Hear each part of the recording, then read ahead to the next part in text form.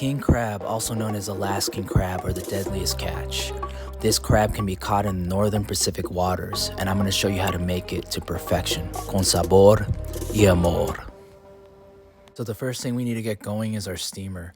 You could try to make one at home, but I got this right off of Amazon. I'll leave the link in the description below. So crab is a seafood that's going to absorb the water, so you generally don't want it swimming in it. If anything, have it swim in butter. So first things first, let's go ahead and cut the stalks off. The cool thing we do in the restaurant, I thought I'd show you guys. It's totally optional. So right now I'm just peeling the asparagus. So I'm rotating it with my left hand, and then I'm just peeling it with my right hand.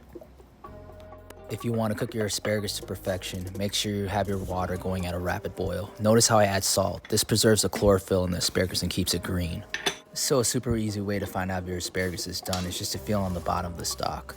Now you don't want to overcook these asparagus because you don't want it to lose all the nutrients and greenness. You still want it firm.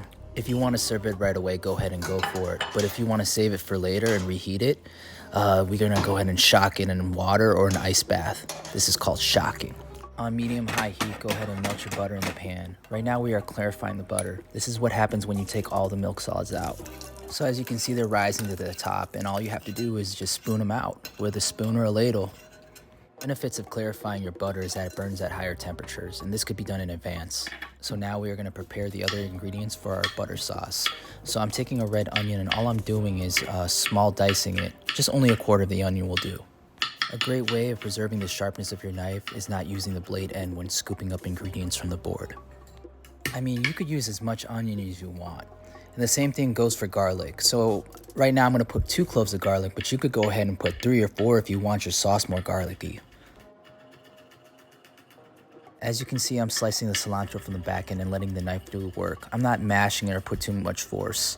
You just want a clean cut, and this is like a very nice chiffonade. All right, sauce time. Let's go ahead and get it. So I'm adding olive oil because it burns at higher heat. Then all I'm going to do is I'm going to sweat my onions so they're semi-translucent. The onions and garlic will cook the rest of the way in the clarified butter, and this will infuse the butter, creating your sauce. Now, I'm not going to add the cilantro while it's hot. I'm just going to add it while it warms up so it could keep its green color. So we're going to season with salt and pepper, lime juice, and some chili flakes. So an important tool to invest in is some kitchen shears. Now, what I'm doing is I'm measuring the size of my plate with the king crab legs and making sure I don't have any odd pieces. I also measure the crab legs with the pot to make sure they fit in. All right, the star of the show, the king crab. Let's go ahead and place it in the steamer. So you gotta roll with the punches. Sometimes it doesn't fit, so you're gonna have to make it fit. Now you could just break it at the joint and it snaps right off, or use a towel if your hands are delicate. Most of the time king crab comes in cooked, so you just have to defrost it, but defrost it in your fridge. Now, if you don't have a thermometer, just check it with your fingers and just make sure the inside is hot, like me. My favorite part, plate up. Now just do you and be creative. Thank you for watching. In your mouth. Con sabor y amor. If you have any questions, leave them in the comments section below and hit that like and subscribe button.